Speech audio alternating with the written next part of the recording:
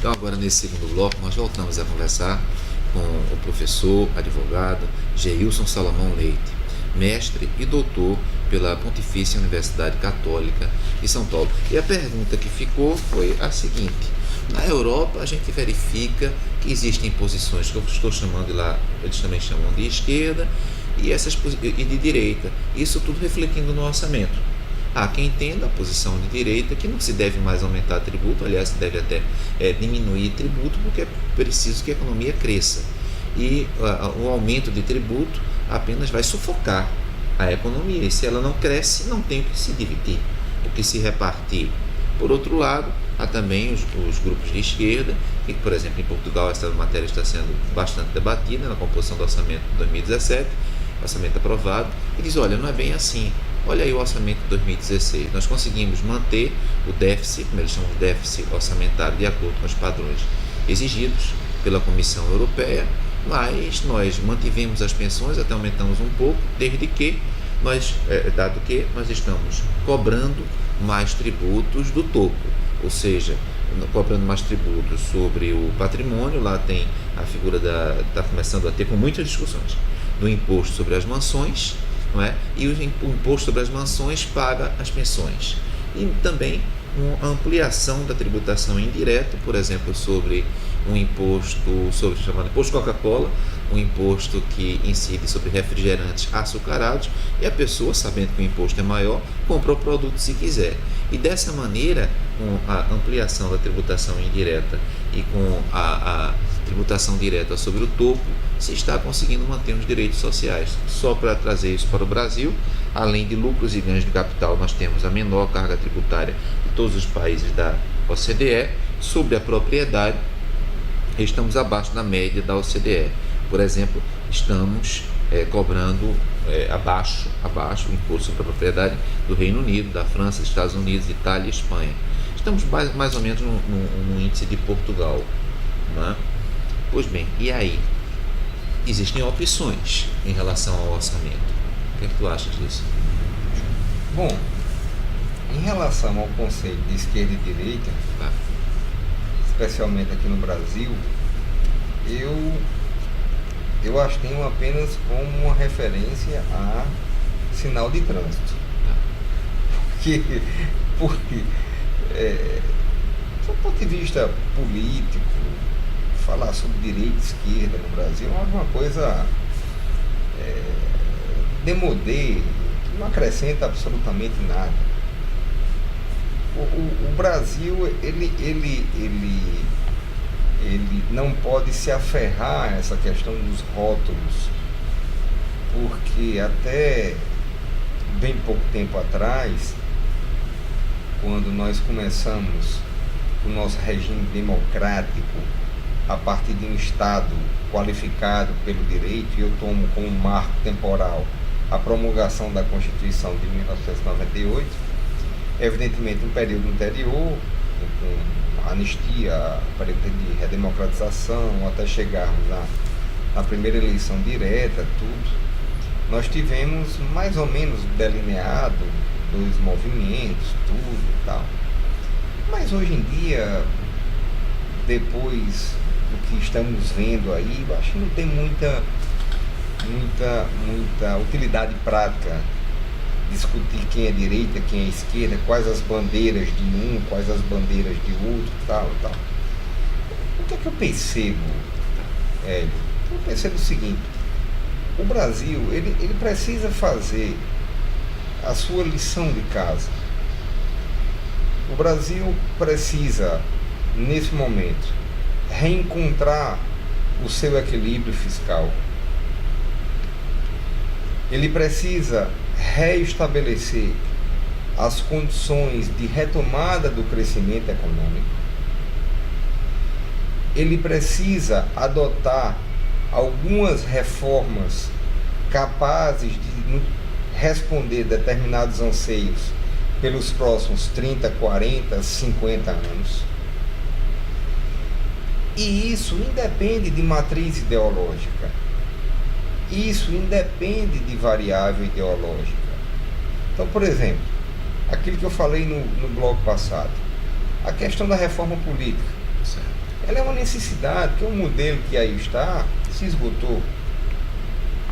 Mas nós temos, e eu acho que esse é o grande desafio do Brasil, é adotar uma política fiscal e tributária capaz de distribuir equitativamente uma carga para todos nós.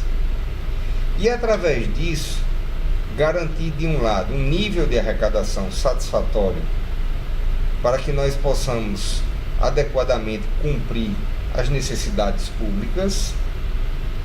Segundo lugar, nós temos que, ao distribuir equitativamente essa carga tributária, atingirmos um nível econômico onde todo cidadão tenha plenas condições de ir a um hospital público de qualidade, de ter a possibilidade de estudar numa escola pública de qualidade, de ter uma previdência que seja capaz de acolher a sua velhice ou quando ele for para a sua inatividade.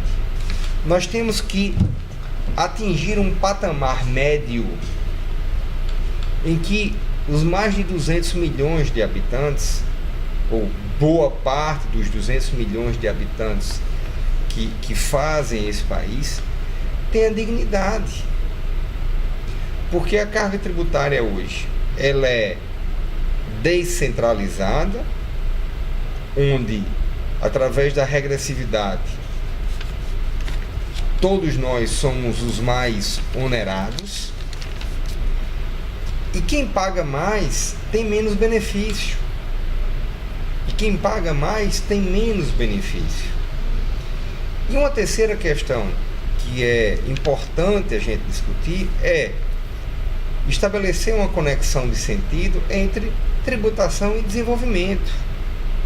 Porque se nós pegarmos, por exemplo, os dois governos do presidente Fernando Henrique Cardoso, aliado aos dois governos do presidente Lula, nós tivemos 16 anos no primeiro governo de estabilização monetária, da inflação, de equilíbrio fiscal, e nós conseguimos aquele equilíbrio à custa de muito trabalho, à custa de muito esforço. O governo do presidente Lula, no segundo momento, manteve as mesmas bases econômicas, manteve a mesma política econômica, cambial, fiscal, com um viés de aprofundamento em programas sociais, que a mim me parece que ficou claro para o governo do partido que ele representava. Mas, invariavelmente, nós tivemos 16 anos de uma política no Brasil onde, visivelmente, você verificava que as pessoas tinham elevado e melhorado a sua condição de vida. Em que as empresas, dentro desse ambiente de negócio mais estável, passaram a investir mais. As agências econômicas pontuaram o Brasil, qualificavam o Brasil como um país sadio para fins de investimentos. E tudo isso é atingido não com um toque de mágica, tudo isso é atingido com muito esforço de gerações que vão trabalhando para legar a outras gerações períodos melhores e assim sucessivamente. E, infelizmente, nos dois últimos governos da presidente Dilma, através de políticas econômicas absolutamente equivocadas, nós estamos correndo o risco de termos um retrocesso político, de termos um retrocesso econômico, um retrocesso social, abandonando ou dando as costas ao que nós fizemos nos últimos 16 anos. Ou seja, o que nós precisamos é estabelecer metas, planejamento e, como eu disse agora há pouco, trabalharmos fora dos mandatos partidários ou dos mandatos dos cargos eletivos. Bom, Aí eu te pergunto também o seguinte: tributação sobre bens e serviços. Assim como nós, e acho que você coloca muito bem quando não se deve atribuir o estado atual a um governo ou a dois governos, a uma sequência histórica. Sem dúvida. Né? Então, assim como nós temos a menor carga tributária de todos os países no que diz respeito a lucros e ganhos de capital, exceto Grécia, países da OCDE. Sim, sim. E temos uma tributação sobre a propriedade abaixo da média da OCDE, por outro lado. E lembrando que sobre folha de salários estamos um pouco abaixo da média da OCDE, sobre bens e serviços não. Sobre bens e serviços nós temos a maior média de todos os países. Então, note bem, nós tivemos governos, você falou do PSDB, tivemos governo do PT, mas continuamos com a maior média de todos os países sobre bens e serviços. O pobre compra bens e serviços assim como o rico, portanto é uma dificuldade no que diz respeito a isso. E estamos com a menor média de lucros e ganhos de capital e abaixo da OCDE sobre propriedade. Ou seja, se a tributação é baixa sobre propriedade ou sobre a renda, o pobre, para ele dá no mesmo, o pobre abaixo de 2 salários mínimos, porque ele não tem propriedade e ele não tem renda. E isso gera regressividade na nosso sistema. Não foi possível mudar. Coloca bem, nada é fácil. Mas não foi possível mudar, nem com o PSDB, nem com o PT. Ou seja, não é possível mudar o Brasil, considerando que a distribuição da carga tributária, quem custeia o Brasil, é um elemento importante para verificar a face nacional. Quem é que paga pelo Brasil? Não é possível mudar. Veja bem, eu vou refazer outra pergunta. Tá.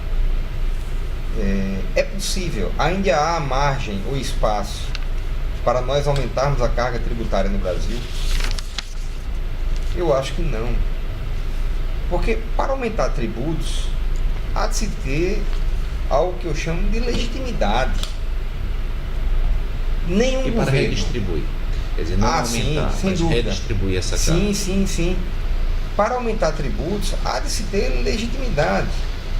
Qual é o governante, seja ele municipal, estadual ou federal, é capaz de chegar ou se dirigir ao cidadão, à sua sociedade, proclamando a necessidade de aumento de carga tributária?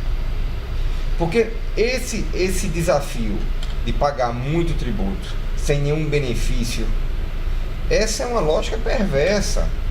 Porque quem paga o tributo não está sendo beneficiado. Portanto, eu não vejo que haja mais espaço para a criação de novos tributos.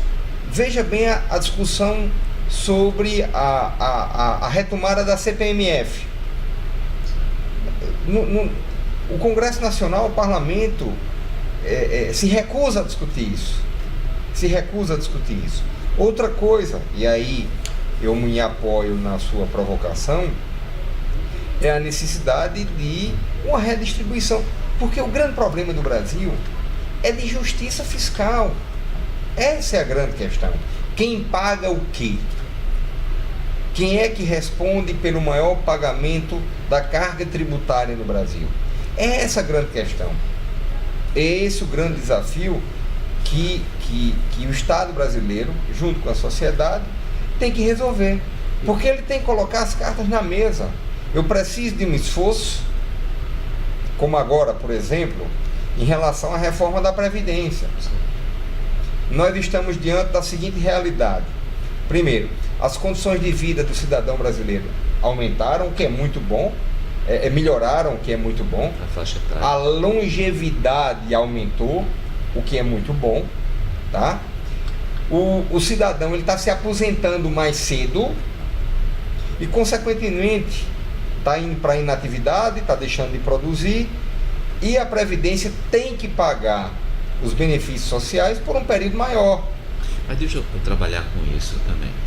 Então, primeiro ponto, a carga tributária geral do Brasil, ela está abaixo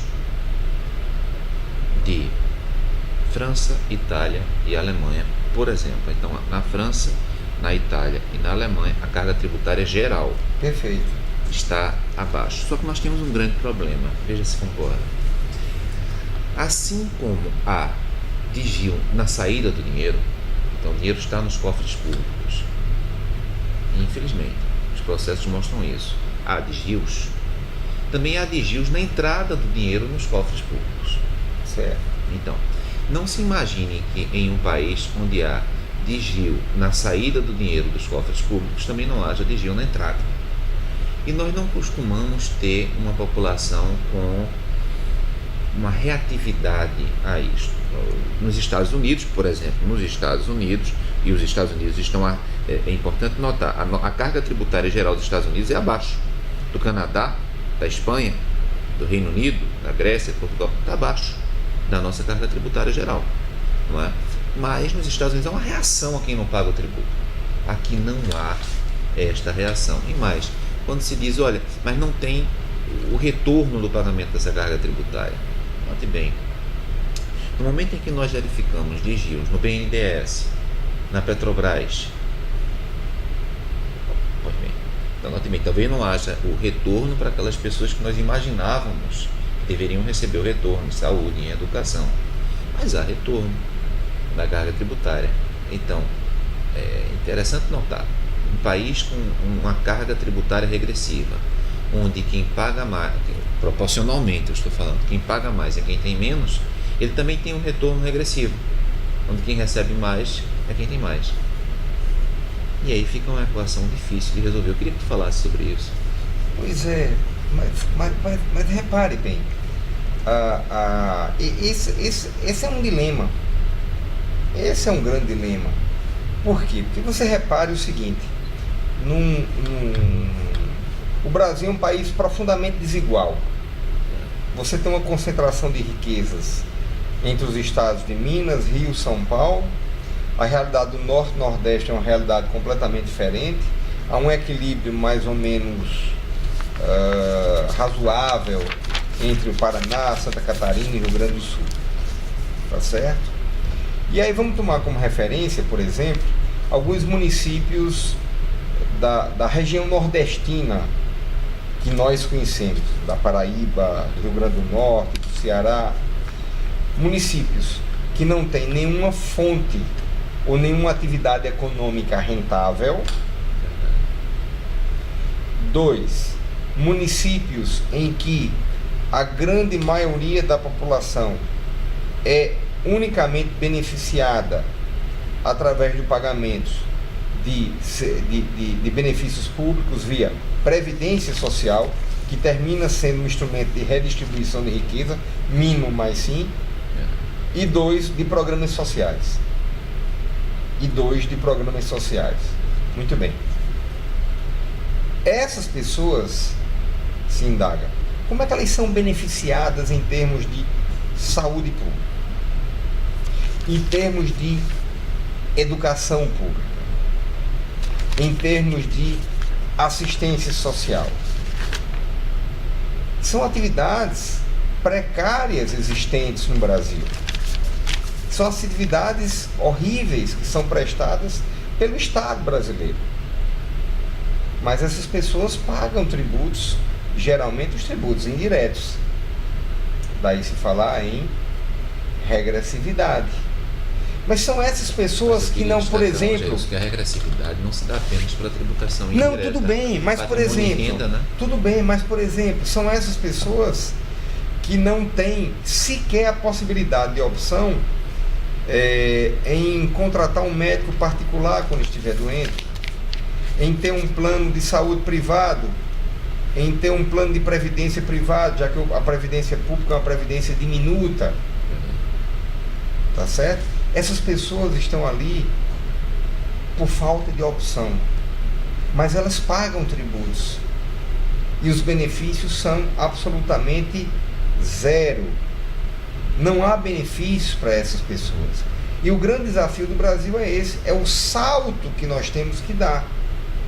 É o salto de estabelecermos um nível de distribuição de riqueza e carga tributária mais justo, onde as pessoas atinjam um nível médio e sejam mais homogêneas em termos econômicos, e não nessa falta de paridade, ou nessa disparidade absoluta de pessoas que têm uma riqueza ao nível de uma riqueza europeia aqui no Brasil e de pessoas que ostentam índices de pobreza, a exemplo da Índia, a exemplos de países africanos. E olhe, repare que nós somos a 8ª economia do mundo. A sua preocupação, por exemplo, em trazer índices da OCDE, a nossa carga tributária ela é um pouco menor do que da Alemanha, da França, da Itália, também, da América Latina. Mas esses números muitas vezes são enganosos. Esses números muitas vezes são enganosos. Eles têm que ter como ponto de referência algum parâmetro. Por quê? Porque nós não podemos nos aferrar apenas à arrecadação nominal, ou à carga tributária nominal. Tá certo? Ou a carga tributária nominal. Mas que surpreende, a Venezuela tem uma carga tributária de 14,2% do PIB. Então a carga tributária, se é a menor carga tributária dos países da América Latina. Sim, porque... Mas a Venezuela não existe economicamente. Repare, a Venezuela é uma grande produtora de petróleo. A Venezuela vende a maior parte do seu petróleo para os Estados Unidos. Certo. E a Venezuela passa por um desarranjo econômico enorme. Faz 15 anos que a Venezuela está no buraco. E o que é que você percebe na Venezuela? Um país completamente falido, empobrecido economicamente. Então a Venezuela não pode ser referência. Não, perfeito, claro, não é referência. Apenas eu chamo a atenção que se poderia ter a ideia de que, assim como o Brasil está girando em 33,7% do PIB na sua carga tributária, o Chile, por exemplo, 20,2%. Pois é. Não é? Mas a Venezuela 14,2%. Ou seja, um país pode ser estatal, centralizado e ter uma carga tributária menor, percentualmente menor. Mas repare, tudo isso nos remete àquela primeira pergunta. O Brasil cabe dentro do seu PIB? Certo. Porque depois que a Constituição foi aprovada em 88, ela impôs ao Estado brasileiro o dever de velar por algumas finalidades públicas. Verdade. Não é verdade? Finalidades que ela não tinha antes. 2. Alguns deveres foram divididos entre estados, entre a União e os municípios. E para cumprir esses deveres, eu preciso de recursos. Só que esses recursos eu tenho que tirar da economia privada. E a economia privada do Brasil está em colapso. Se você pegar, por exemplo, nos últimos 4, 5, 6 meses, o maior tributo de arrecadação no Brasil, que hoje é a COFINS, ele declina assustadoramente. Porque a base de cálculo da COFINS é a receita bruta das empresas. A receita bruta decorrente da comercialização de bens, de mercadorias ou da prestação de serviço. Então, quando você situa isso, por exemplo, dentro da atividade industrial, dentro da atividade comercial, atacado, varejo, com a economia em desaceleração, em falta de crescimento, o tributo cai vertiginosamente, a arrecadação cai vertiginosamente, mas os deveres e a necessidade que o Estado tem de manter aqueles serviços públicos funcionando, continuam o mesmo. Vamos trabalhar com isso. Continua o mesmo. Isso é interessantíssimo. Então, no próximo bloco, que será o último bloco, eu queria trazer algumas provocações. Por exemplo, o mestrado do Geilson foi em torno do ITR. Eu vou colocar uma historiazinha aqui como âncora, para que vocês assistam o próximo bloco. Durante um certo período, o ITR não foi sempre federal, não é? Isso. O ITR já chegou a ser municipal. Então, o ITR era municipal, mas não era fácil cobrar o ITR, por motivos óbvios, afinal de contas, isso é natural que seja assim. Se eu sou o prefeito, ou se eu sou o grande fazendeiro, normal, eu não vou querer cobrar tributo de eu mesmo, isso é normal, perfeitamente normal. Aí o governo militar, anos 60, estabeleceu que os proprietários declarassem os valores das suas terras. E eles declararam, e eu volto a insistir, acho normal. Declararam valores abaixo dos valores de mercado. Aí o governo militar chegou e disse, pois eu vou desapropriar pelos valores que vocês declararam. E aí? De um lado você tem, mas o valor não era esse. Quer dizer, mas não foi você que declarou? Por outro lado, caberia ao governo se beneficiar da torpeza de outro, mas da torpeza, da falsificação. Então eu queria conversar mais adiante sobre federação, federalismo brasileiro. Por que um tributo vai para a União, vai para o Estado, vai para o município? Com os percentuais atualizados. Tá bem? Mas espere.